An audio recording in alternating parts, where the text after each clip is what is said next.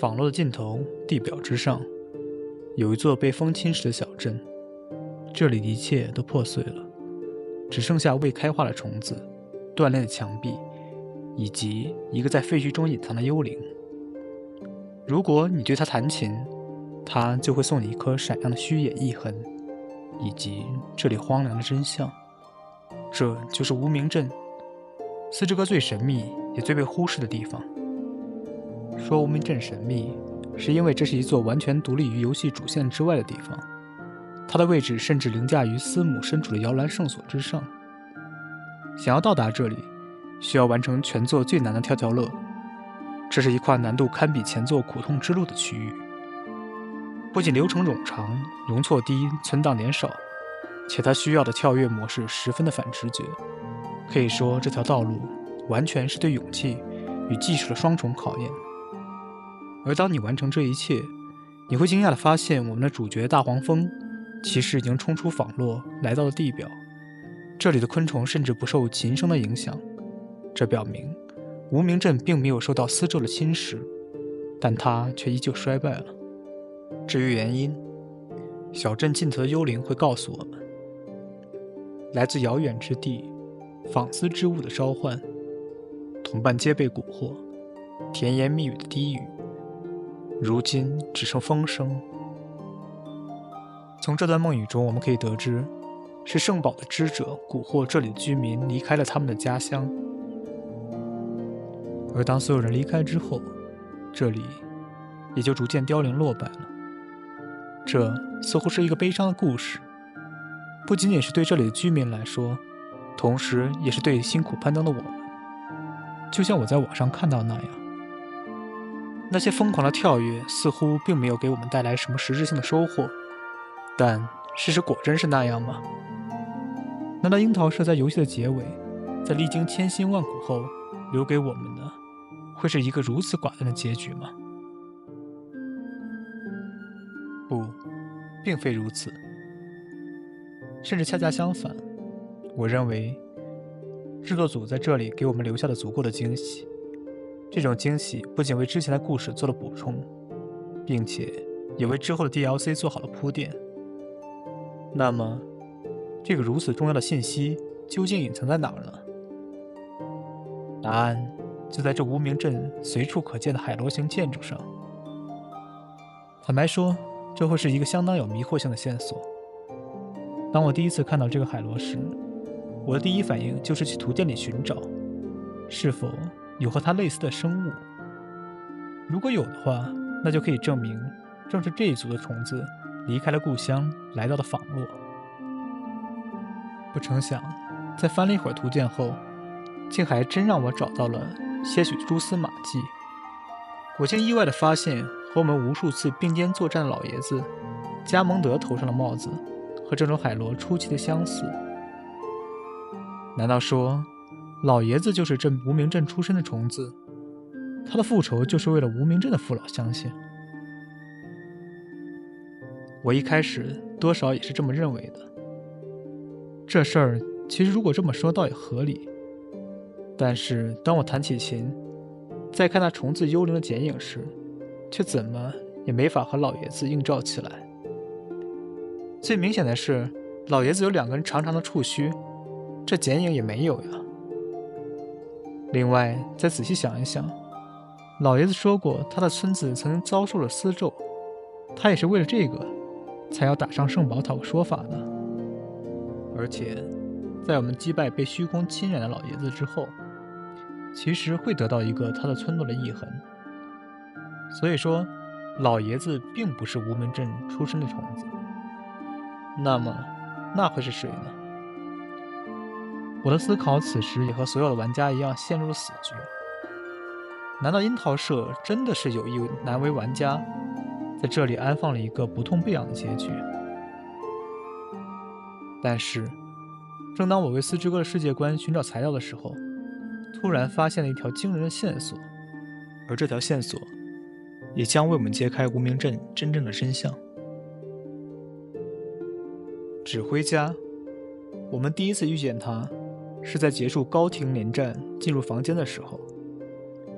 此时的他已经卧病在床，身体需要不断的注射丝线才能勉强支撑。如果我们反复和他对话，可以得知仿洛的重担压得他已经不能喘气。这些几乎是谁都能注意到的事实。但是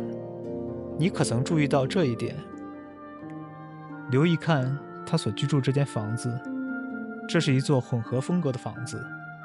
左半边是典型的华丽圣堡风，右半边却显得朴素、突兀又粗犷，和圣堡的奢华格格不入。假如没有来过无名镇，我一定不会知道这其中的原因。但是我们既然已经见识过了无名镇的建筑风格，这右半边的建筑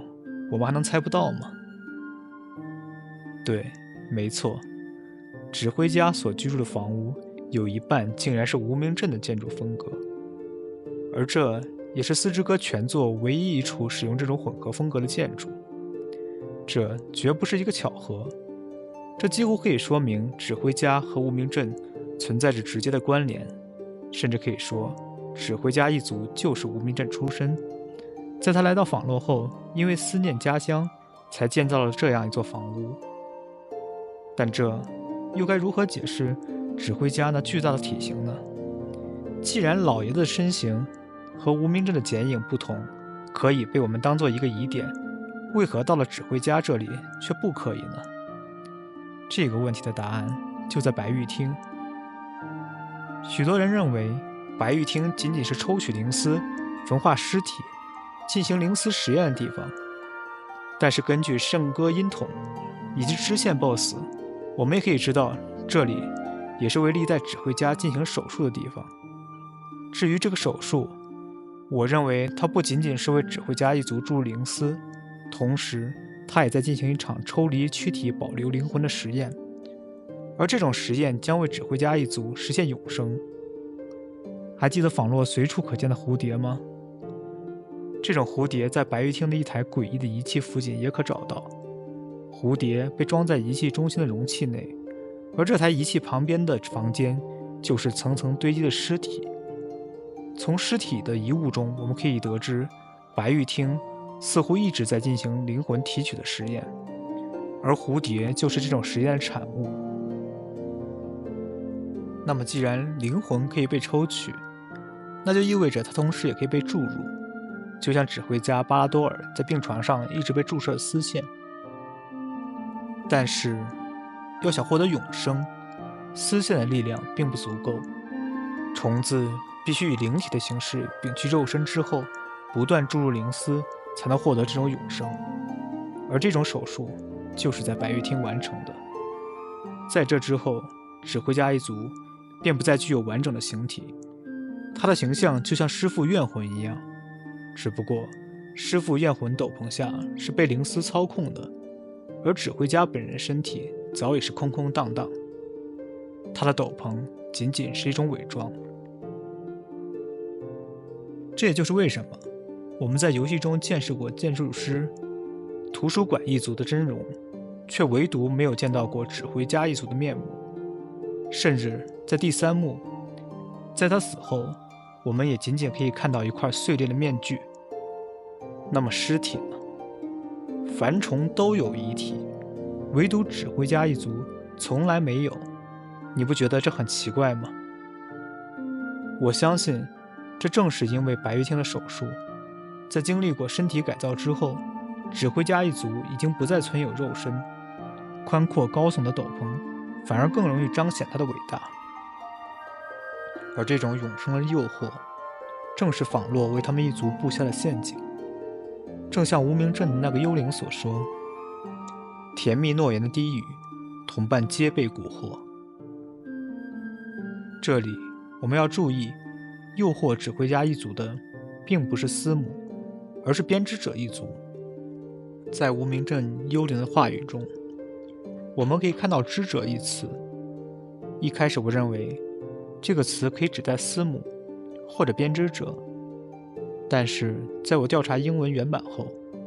我发现这里使用的是 Weaving Ones。 而在我们打开英文四之歌百科中司母的页面，当我们搜索 WEA 魏后，所有的词都指向了 Weavers 编织者，这也基本可以断定，诱惑无名镇一族去访洛的正是编织者一族。但编织者又是为了什么呢？如果我们考察第3幕，在指挥家死后，我们可以在他的遗体处得到一个编织者的古董。这个符文竖琴，指挥家至死都在身边，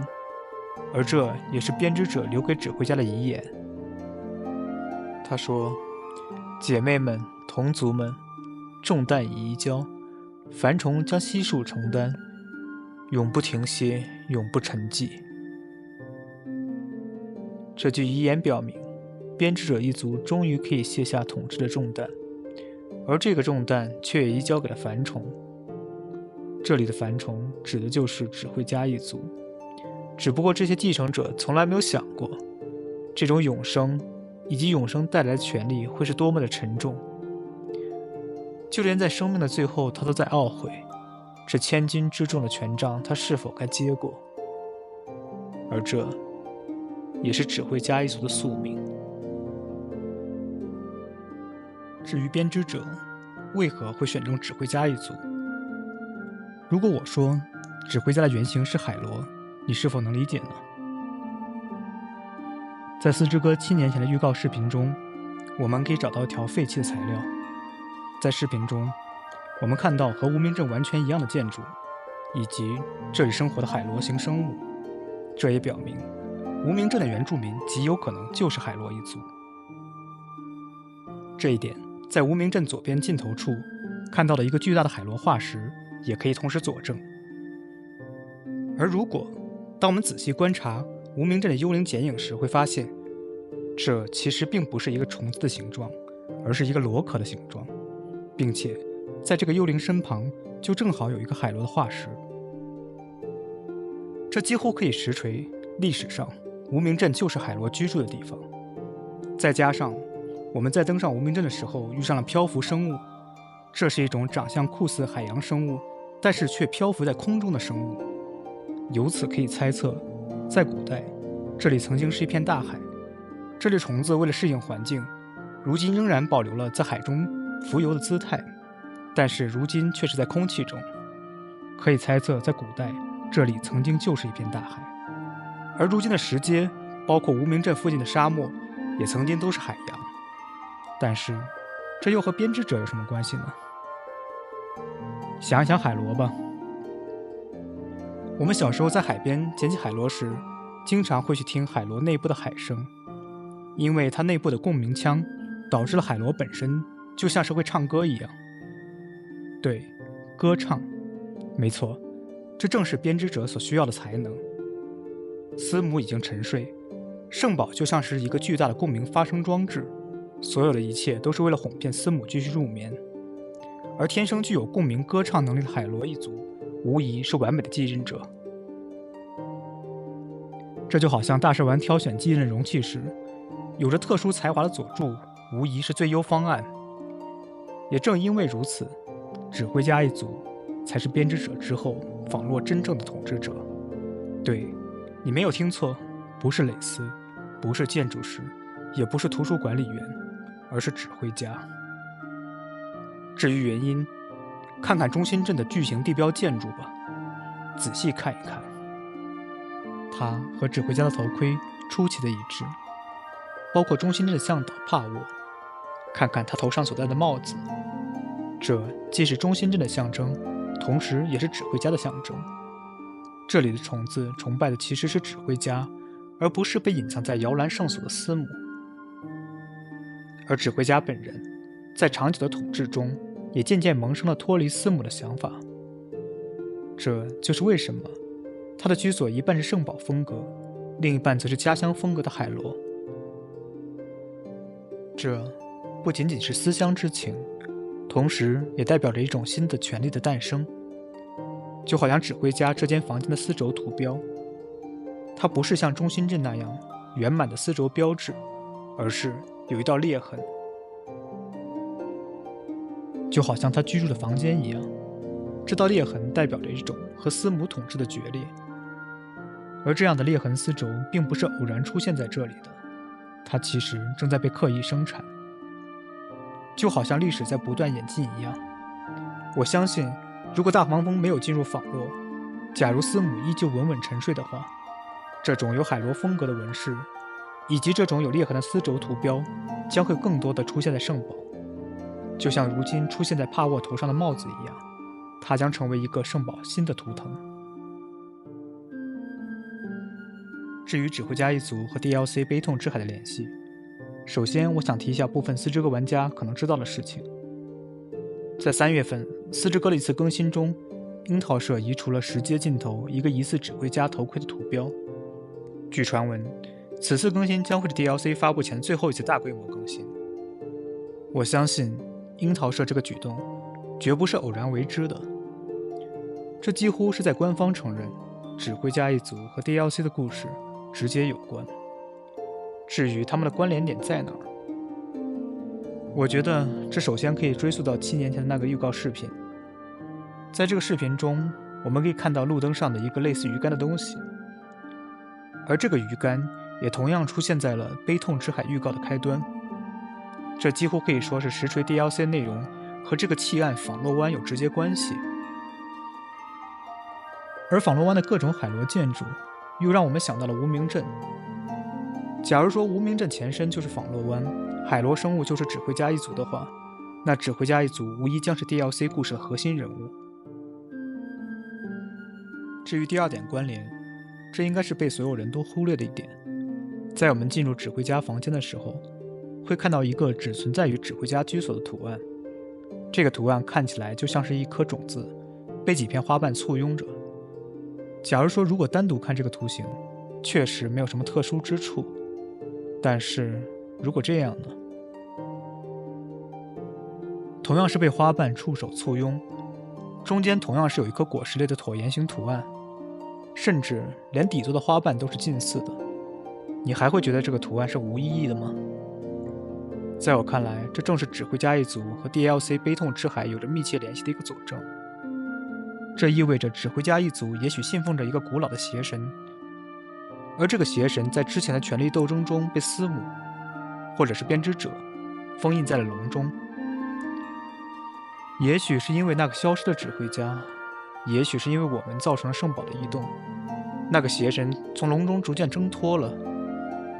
视频中露出蓝色花瓣就是佐证，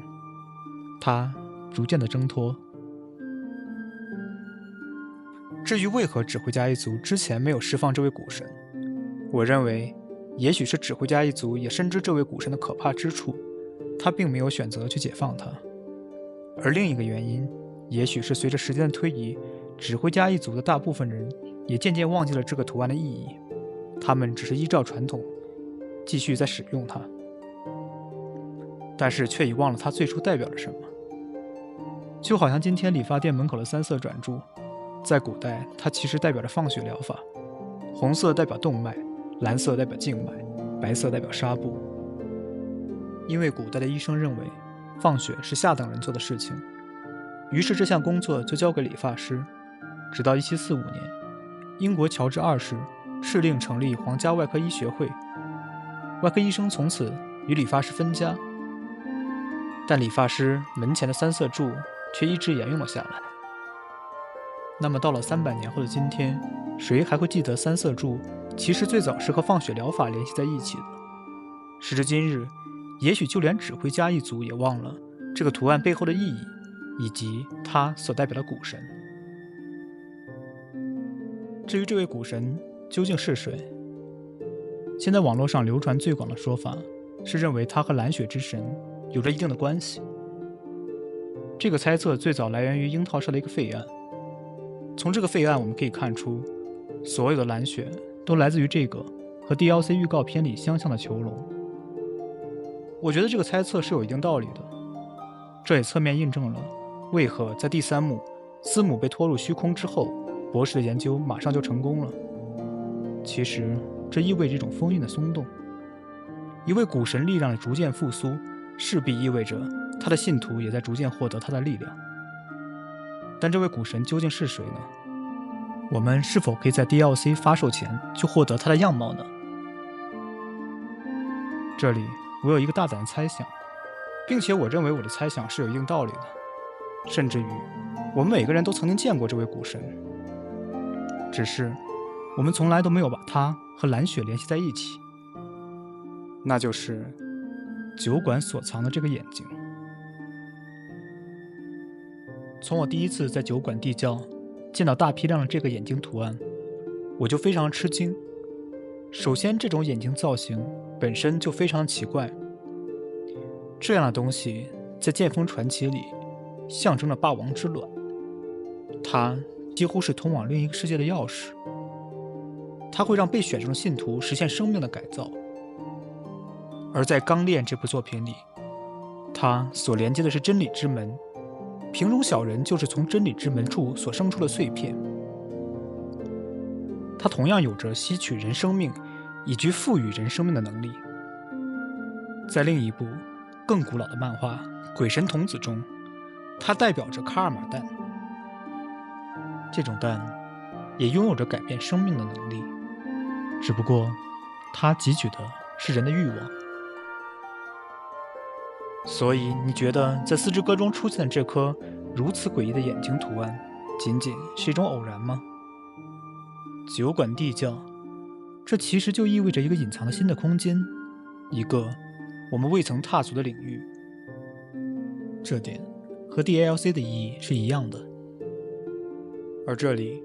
遍布着这种眼睛图案的雕刻，这种牌面在整部游戏里，我觉得都是只有编织者才有的待遇。这是一种对古神甚至邪神的崇拜，它不可能仅仅是一种简单的装饰。而至于为何我认为它就是 DLC 中出现的那个图案，看看这3张图吧。当花瓣张开，包裹在其中的也许并不是一颗简单的种子，而是一只正要睁开的眼睛。好了，本期四之歌无名镇解析视频到这里就结束了。这里是大野饺子空腹虫，这是我的第一部剧情分析视频，之后会给大家带来一部四之歌世界观的视频。如果你觉得我讲解对你有所帮助，可否为我送上一份点赞关注呢？你们的支持将会是我更新最大的动力。谢谢大家，我们下期见。